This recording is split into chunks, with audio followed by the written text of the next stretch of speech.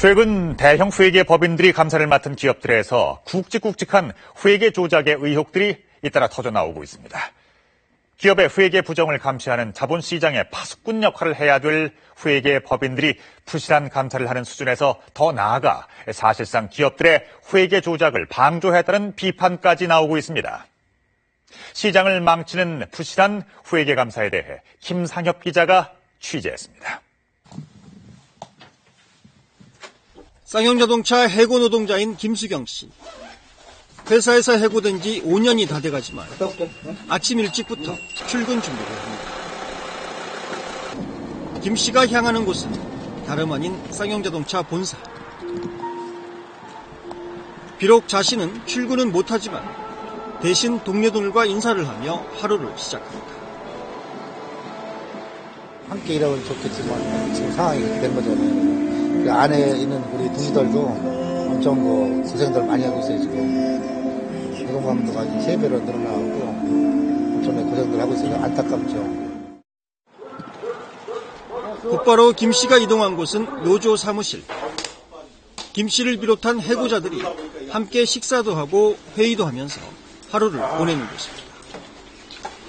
이곳엔 정리해고의 고통을 이기지 못하고 생을 마감한 동료들의 영정도 자리하고 있습니다.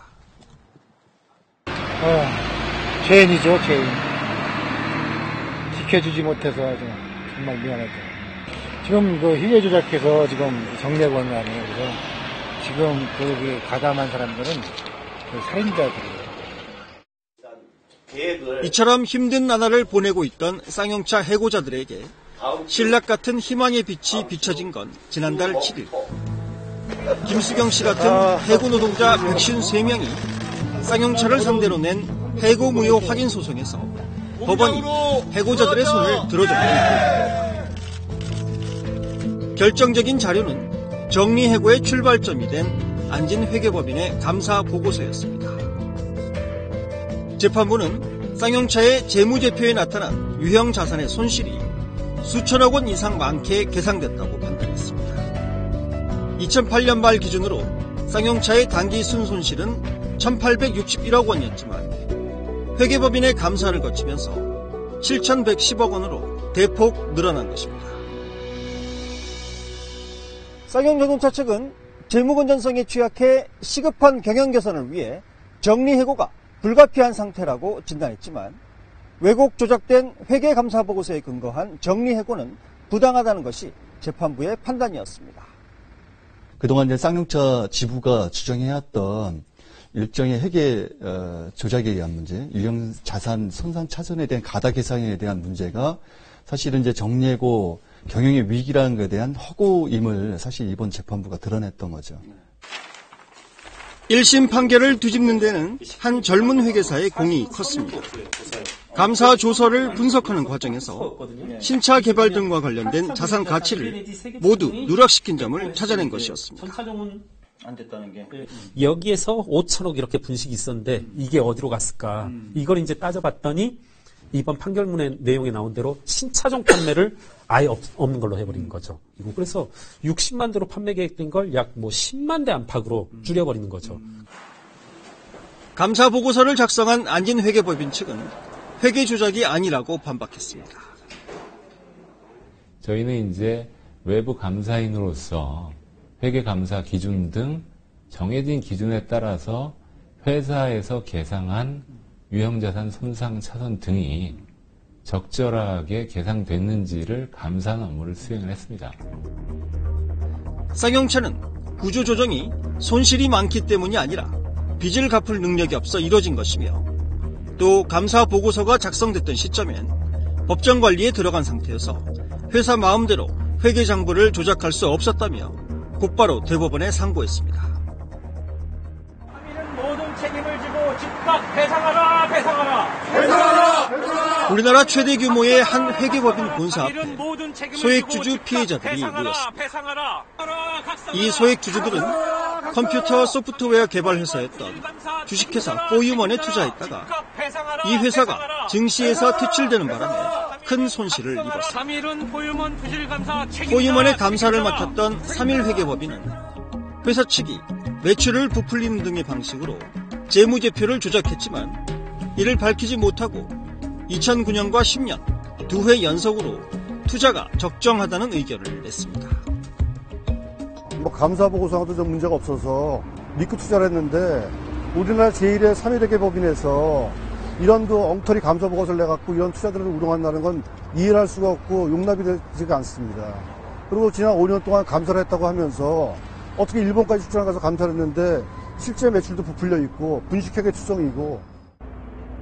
송 씨를 포함한 투자자 137명은 포유먼 대표였던 이모 씨뿐만 아니라 감사인인 3.1회계법인도 손해를 배상할 책임이 있다며 소송을 제기했습니다. 이에 대해 법원은 투자자들에게 물어줘야 할 손해배상금 480억 원을 결정하면서 이 가운데 140억 원을 3.1회계법인이 지급하라고 판결했습니다.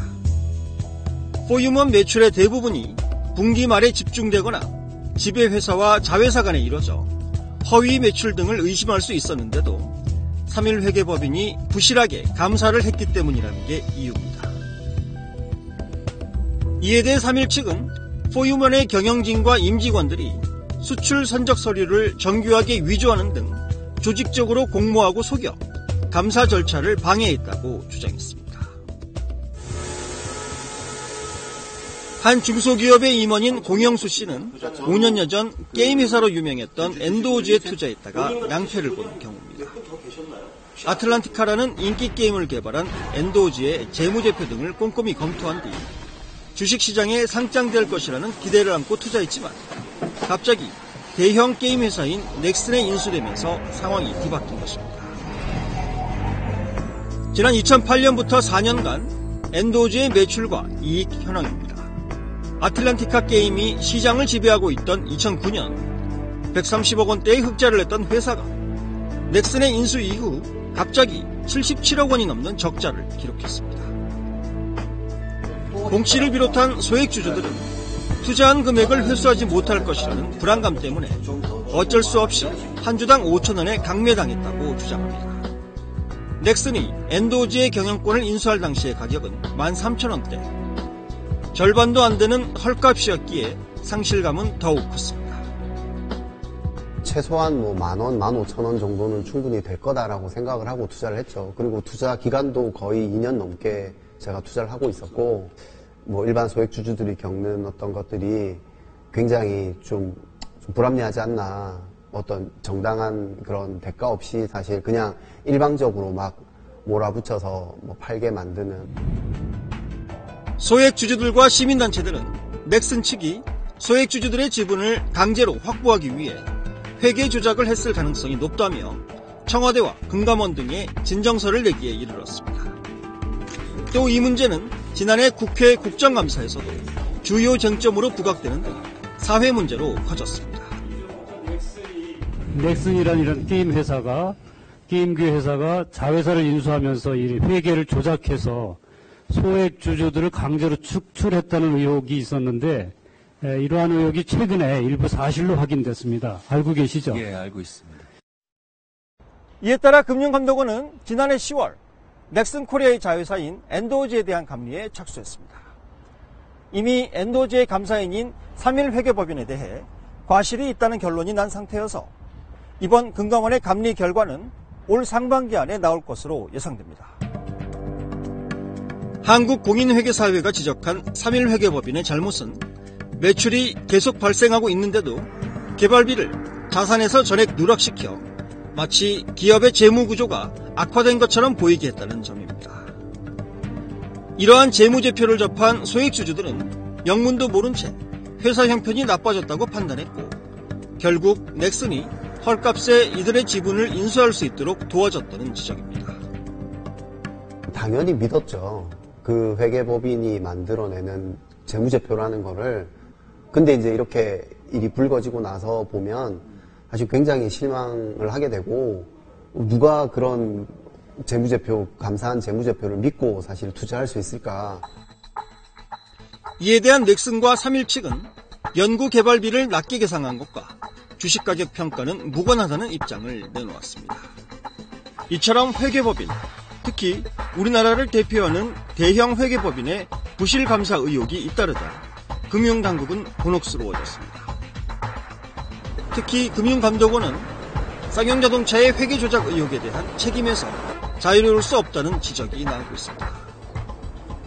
쌍용차 노조가 지난 2011년 10월 쌍용차와 안진회계법인을 회계 조작 혐의로 금감원에 신고했지만 당시 금감원은 6개월 동안이나 조사를 벌여놓고도 혐의가 없다며 감리를 종결했기 때문입니다.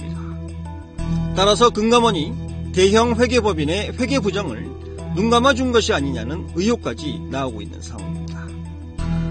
그 2012년 감리 당시에 저희 회계적으로 봤을 때 큰 문제가 없다라고 결론을 내렸고요. 그 2심 판결문 그 판결 논리를 그대로 반영해서 저희가 검증을 해봐도 과거에 내린 결론, 즉 그 회사의 회계 처리가 맞다라는 결론은 달라지지 않았습니다. 그러면 이처럼 회계법인의 부실감사 의혹이 끊임없이 이어지고 있는 이유는 무엇일까요? 전문가들은 역시 회계감사를 의뢰한 기업과 회계법인 간의 이른바 갑을 관계가 갈수록 고착화되고 있는 것이 가장 큰 이유라고 입을 모읍니다. 회계법인의 VIP 고객인 기업들에 대한 눈치 보기 때문에 제대로 된 감사가 이루어지기 어렵다는 얘기입니다. 실제로 지난해 4대 회계법인이 감사를 맡은 기업의 회계에 문제가 있다고 의견을 낸 경우는 전체 5,160건 가운데 3% 수준인 156건에 불과했습니다. 10년 전만 해도 비적정 의견을 내는 비중이 8% 정도 됐는데 갈수록 회계법인들의 경쟁이 치열해지면서 기업 눈치 보기도 함께 심화되고 있다는 얘기입니다. 1년차 스텝이 가가지고 현자 가가지고 그때 무슨 계정별 원장을 달라, 예를 들어 판관비에, 예를 들어 복리후생비에 계정별 원장을 달라 했더니 담당 과장이 그런 말을 했대요. 알겠다고, 고추겠다고. 그리고 나서 저녁에 회계법인의 이사한테 전화해서 지금 1년차 스텝이어가지고 계정별 원장을 달라고 한다.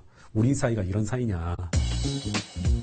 선진국에선 2008년 리먼 사태 이후 시장의 실패를 보완하기 위해 공적인 성격이 강한 법인들에 대해 감사인 지정제를 확대해 나가고 있습니다. 공정한 감사가 필요한 기업에 대해 금융당국이 외부 감사인을 직접 지정해주는 제도를 말합니다. 우리나라의 경우 지난해 말 기준 감사인이 지정된 곳은 전체 외부 감사 대상 기업 2만 2천여 개 가운데 1.2%인 273곳에 불과합니다. 2005년에 3.3%였으니까 그나마 얼마 되지 않은 감사인 지정 제도가 갈수록 줄고 있는 상태입니다. 국회에서는 법을 고쳐 개선하는 방안이 적극 검토되고 있습니다. 감독당국이 나서서 어느 회사에는 어느 회계법인이 이걸 해라. 이렇게 이제 그게 이제 배정하는 거죠. 가장 강력한 방법일 수가 있습니다. 회계감사의 품질을 비교해서 시장에서 회계감사의 품질이 낮은 회계법인은 도태가 될 수 있도록 그걸 공시하는 제도라든가. 일부 전문가들은 복수의 감사인이 한 기업에 대해 함께 감사를 맡는 이중감사의 필요성도 제기하고 있습니다. 프랑스 등에선 소액주주나 불특정 다수가 피해를 볼 수 있는 중요한 기업이나 금융회사 등에 대해 시행 중인 제도입니다. 그런 분식의 폐해가 생기면 굉장히 국민경제적으로 어려움을 겪고 있지 않습니까? 그래서 그런 경우에는 이중감사를 받도록 하고 있습니다. 그래서 한 감사인과 다른 감사인을 더블 호스를 받도록 하고 있습니다. 뭐 중국에서도 그런 정책을 얼마 전까지 시행을 했었는데. 지난 2001년 미국의 석유기업인 엔론이 1조 5천억 원 규모의 분식회계를 저지른 사실이 적발됐습니다. 이 사건으로 당시 엔론의 CEO는 법원으로부터 24년 4개월 징역이라는 어마어마한 중형을 선고받았습니다. 더구나 엔론을 감사했던 세계적인 회계법인 아서 앤더슨은 엔론의 분식회계를 돕고 숨기려는 혐의가 드러나 기소된 뒤 결국 문을 닫아야 했습니다. 2005년엔 미국의 대형 통신업체 회사인 월드컴의 최고 경영자가 역시 회계 부정으로 기소돼 25년형이 선고됐습니다. 반면 우리나라의 경우 상습적인 회계 부정이 적발돼도 회계법인에 대해선 가중처벌을 할 수 없도록 되어 있습니다. 고발 같은 것이 없는 한 금융당국에 정기적인 검사도 받지 않습니다. 이러다 보니 회계법인이 회계부정으로 인해 제재를 받은 건수가 최근 5년 동안 70% 넘게 급증했습니다. 특히 이른바 빅4 회계법인은 같은 기간 제재 건수가 7.5배나 늘어난 것으로 집계됐습니다. 일정 규모 이상의 자산 규모가 있는 법인에 대해서는 금융감독원이 4년이나 5년에 걸쳐서 전수조사를 할 필요가 있다. 그러지 않고는 회계법인과 기업들이 짜고 치는 이 고스톱을 막을 길은 없다라고 생각을 하고 있습니다.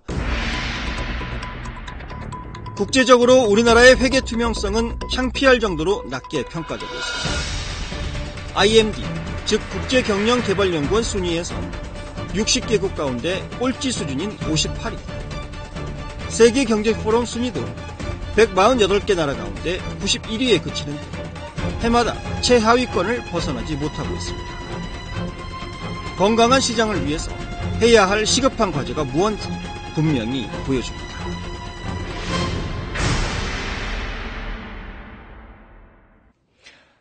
회계부정은 자본시장의 근간을 뿌리째 흔드는 사기죄와 마찬가지입니다. 따라서 회계부정을 저지른 곳엔 선진국처럼 막대한 과징금을 부과해서 한 번이라도 회계부정을 저지르면 회사가 문을 닫을 수밖에 없도록 해야 한다는 인식을 심어주는 것도 필요해 보입니다. 취재 8K 다음 시간에 새로운 주제로 찾아뵙겠습니다. 고맙습니다.